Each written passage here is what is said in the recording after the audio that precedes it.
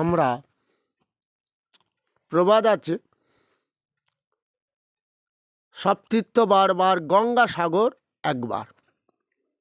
সামনে আসছে মকর সংক্রান্তি, ভক্তরা সমবেত হবে। ওই মকর সংক্রান্তির দিন কেন সবাই ওখানে সমবেত হয়ে ওই গঙ্গা সাগরে স্নান করবেন? গঙ্গা সাগর যেখানে মিশেছে, ওই মিলনস্থলটা হলো ওখানটাই আছে কপিল মুনির আশ্রম। আমরা গৌরাঙ্গ মহাপ্রভুকে চিনতে পারিনি। তিনি বলেছিলেন, শুনো শুনো নিত্যানন্দ, শুনো হরিদাস, আমার আজ্ঞা সর্বত্র করো প্রকাশ, প্রতি ঘরে ঘরে গিয়া এই ভিক্ষা মাগো, বদনে বলো কৃষ্ণ নাম, ভজ কৃষ্ণ, লহ কৃষ্ণ শিক্ষা। তাহলে আমরা জানতে পারলাম ওখানে কপিল মুনির আশ্রম আছে। ভজ কৃষ্ণ, শুধু কৃষ্ণ নাম ভজলে এই ভারতবর্ষের যত দেব দেবী আছে, নানান তীর্থস্থান আছেন, সবই কৃষ্ণ। কেন? এই যে গঙ্গাসাগরের কথা বলছি, গীতায় অর্জুনকে কি বলেছে? যে যথা মাং প্রপদ্যন্তে তাংস্তথৈব ভজামহম, মম বার্তানুবর্তন্তে মনুষ্যা পার্থ সর্বস্ব। এই মনুষ্য লোকে তোমরা যত দেবদেবী ভজনা করো, পুজো করো, সবই কিন্তু আমি, ওটা আমারই একটা রূপ। তাই ওই দেবদেবী পুজো করার আগে পুজো কিন্তু তোমরা আমাকেই করো। প্রথমে আমার পুজো করো। যেমন কি পুজো করব? আজকে ধরো আমরা পুজো করব, হ্যাঁ, হয়তো মা লক্ষ্মীরই পুজো করছি, পৌষ মাস, ধন দৌলত হবে। ওং মাতা লক্ষ্মী স্তব্যং সর্বভূতরং নমস্তে বিশ্বভাবিনী দেহি পুত্রং ধনং দেহি। বোঝা গেল? ওং। এই ওংটাকে অর্জুন, আমি আগেই বলেছি, আমি পবিত্র ওঙ্কার। পিতাহ হমস্য জগত মাতা ধাতা পিতামহ বেদং পবিত্রং ওঙ্কার ঋক সাম যজুর বচন। যে ভগবান বলেছিল তোমরা যদি গীতা পাঠ করো, বেদ পুরাণ শাস্ত্র সব পাঠ করা হবে।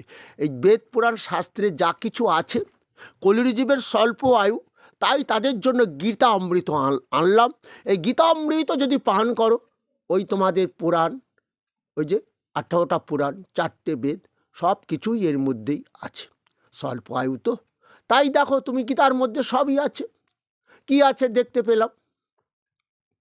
যে আমি পবিত্র অর্জুন ওঙ্কার, জগৎবাসীর পিতা মাতা, আমি, এরাই আমার সন্তান। তাই বললেন তোমরা যে কোনো দেবদেবী পূজা করে যাও, যার যার মন চায় সেই দেবতার পুজো করো, দুঃখ নেই। আমি ওই পুজো করতে গেলে কি লাগে জানো? শ্রদ্ধার ভক্তি। তা আমি তো দেবো, আমি যে ওই যে বললাম, যো জাং জাং তনুং ভক্ত শ্রদ্ধায় অর্চুতুমিচ্ছতি তস্য তস্য চলাং শ্রদ্ধাং তামেব বিদদামহম সতয়া যুক্ত শস্য আরাধনামিহতে, সতয়া শ্রদ্ধয়া যুক্ত তস্য আরাধনামিহতে লভতে চ কামান মৈব বিহিতান হিতান। শুনতে পেয়েছ অর্জুন? কোনো ভক্ত যদি আমার তার কামনার দেবতা পুজো করতে ইচ্ছা প্রকাশ করে, যেমন মুদিখানার দোকান আছে, তারা বাবা গণেশের পুজো করবে ব্যবসায়ীরা। আমি ওই মুদিখানার যে করে, মুদিখানা যে চালায়, সেই ব্যবসায়ীকে আমি কি করি? শ্রদ্ধার ভক্তি দিয়ে থাকি। আমার দেওয়া শ্রদ্ধা ভক্তি দিয়ে ওই দোকানদার তার কামনার দেবতা পুজো করছে, আমারই দেওয়া শ্রদ্ধা ভক্তি দিয়ে। কিন্তু পুজো তো করলো, ভালো কথা, তা ও তো আমাকে চিনতে পারলো না, ওটা আমারই পুজো করেছে। তাই দোকানদার যখন মরে যাবে, বলো হরি হরি বল। কে গো, বুঝতে পেরেছ? কেন? ওই এতদিন আমারই পুজো, হরিরই পুজো করেছিল। ওই হরি বলটা যদি বলতে পারতো, যে কোনো দেবদেবী তোমরা পুজো করে যাও, হরি বলটা যেন বলো বদন দিয়ে। আর ওই যে তোমার মরার পর হরিনামটা দেবে, যেটা কলিযুগের ভগবান বলল, হরের নাম হরের নাম হরের নাম কৈবলম কলৌ নাস্তে বা গতিরণতা। হে কলির জীব, দেহ দিয়ে ধনযজ্ঞ, পুত্রযজ্ঞ, শান্তিযজ্ঞ, গ্রহরাজযজ্ঞ, এই দেহ দিয়ে যত কিছু যজ্ঞ করো, হরিনাম যজ্ঞটা যেন ভুলে যেও না। এটাই কিন্তু এই যজ্ঞ যদি দেহ দিয়ে করতে পারো, দেহটা পাপমুক্ত হবে, দেহটা রোগমুক্ত হবে, দেহটা দিয়ে সুখ ভোগ করতে পারবে। আবার মরার পর ওই দেহটার মৃত্যুর পর তোমার আত্মা কোথায় চলে যাবে? বৈকুণ্ঠ লাভ করতে পারবে। বোঝা গেল কথাগুলো?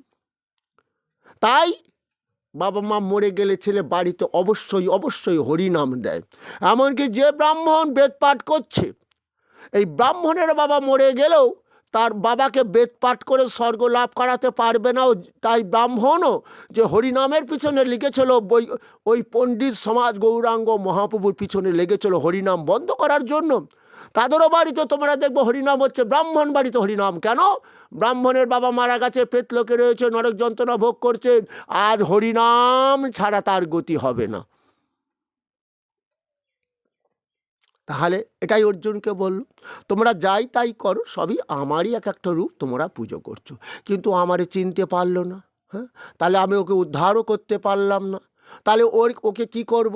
বারবার এই মর্তধামে আনবো, মৃত্যুময় সংসারে এনে তাকে নরক যন্ত্রণা ভোগ করব, রোগের যন্ত্রণা ভোগ করব।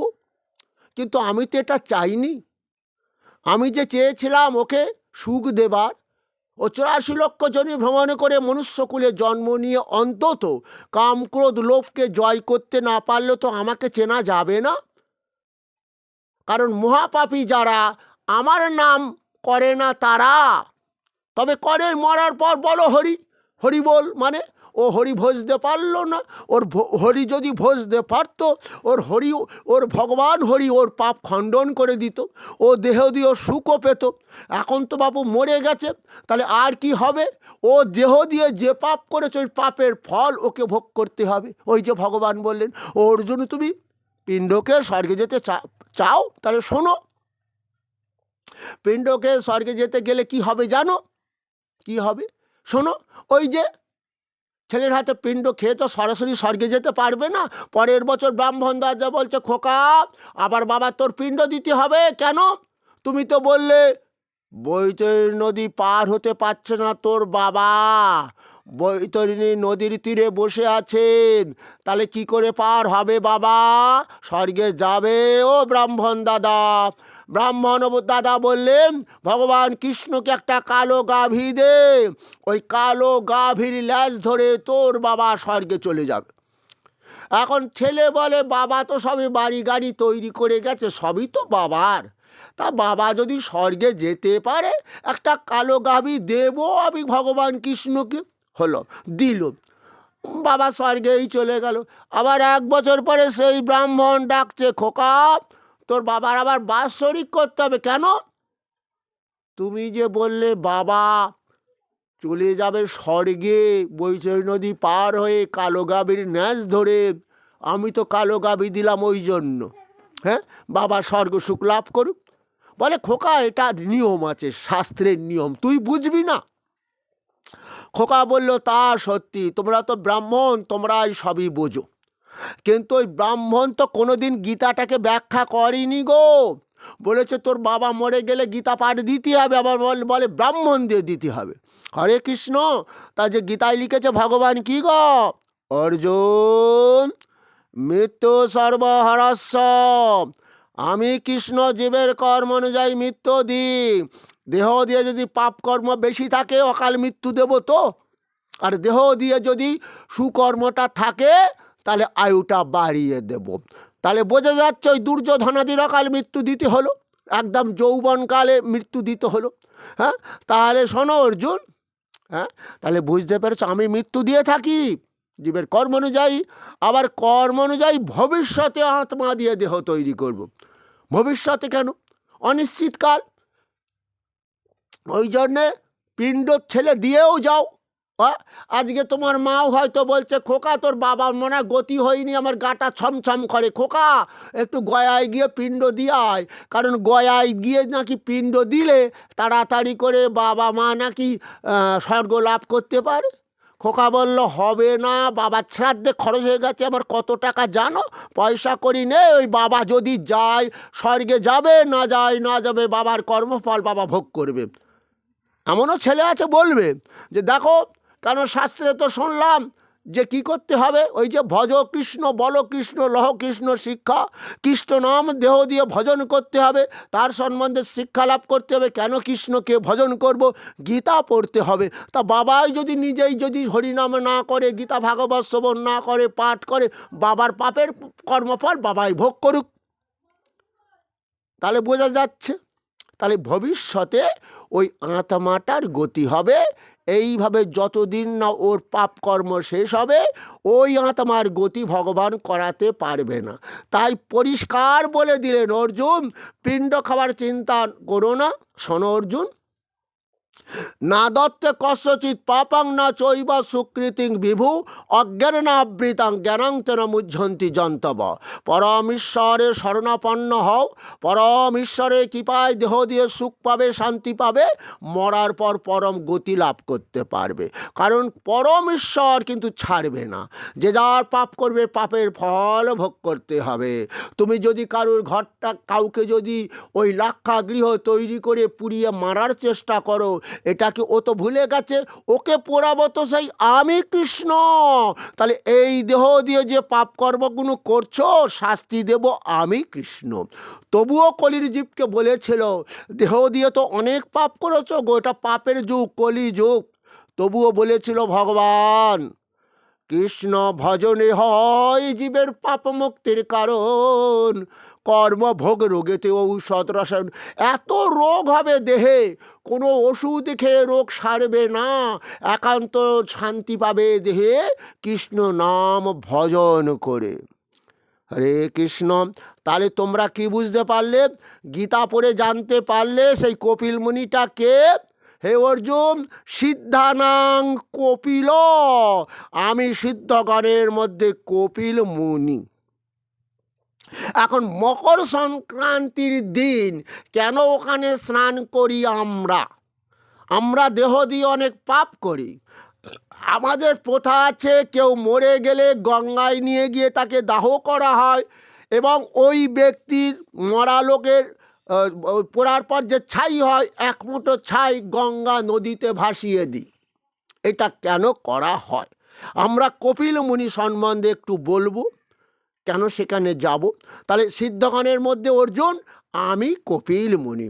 সগর রাজার 60,000 সন্তান আছে, সেই সন্তানদের বড় অহংকার, সারা পৃথিবী আমি জয় করব, এই রকমের 99টা অশ্বমেধ যজ্ঞ করেছে।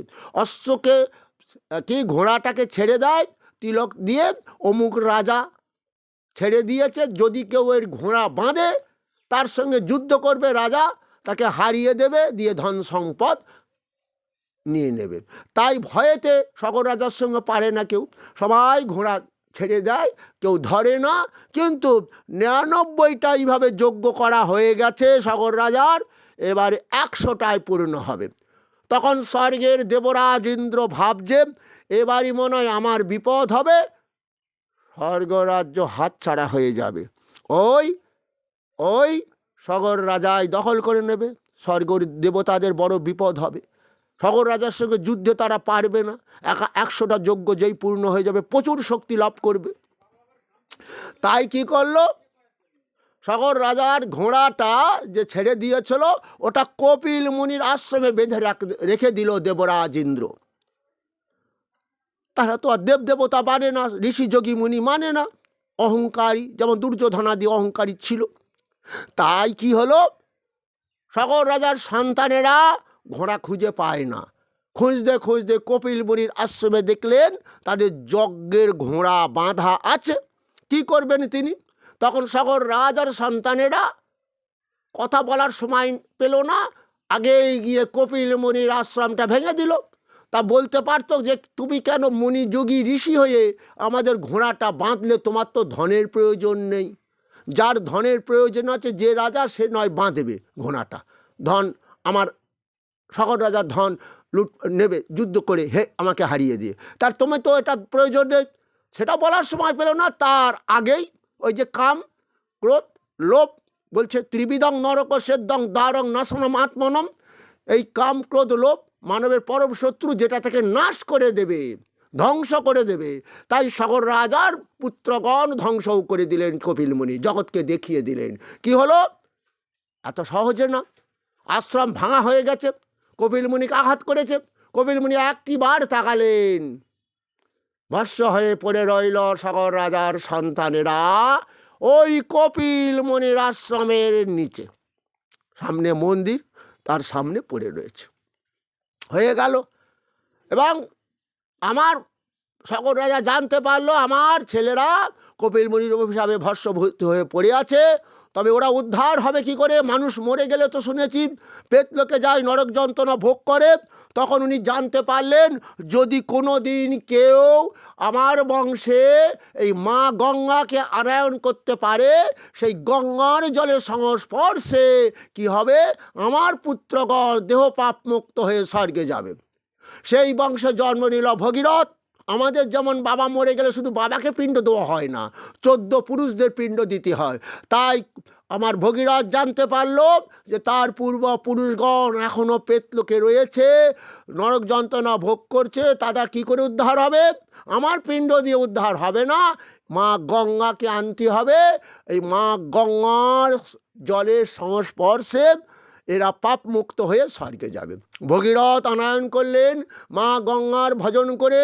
এই ভগীরথ যখন গঙ্গা আনয়ন করলেন, এই জন্য মা গঙ্গার আর এক নাম ভাগীরথী। ভগীরথ আমার আনয়ন করেছিল বলেন। তাহলে সেই গঙ্গা এলো আস্তে আস্তে। কি হলো? অনেক কাহিনী আছে, আলাদা আলাদা ভিডিও ছাড়বো। হ্যাঁ, তাহলে কি হলো? ওই মা গঙ্গা তখন বেগে আসছে, আস্তে আস্তে কপিল মুনির আশ্রমে এসে গেল। এবং সাগর রাজার 60,000 সন্তান সেই মা গঙ্গার সংস্পর্শে পাপ মুক্ত হয়ে স্বর্গে চলে গেল। ওই যে ওই জায়গায় গঙ্গা এবং সাগরের সঙ্গে মিল আছে, দেখবে।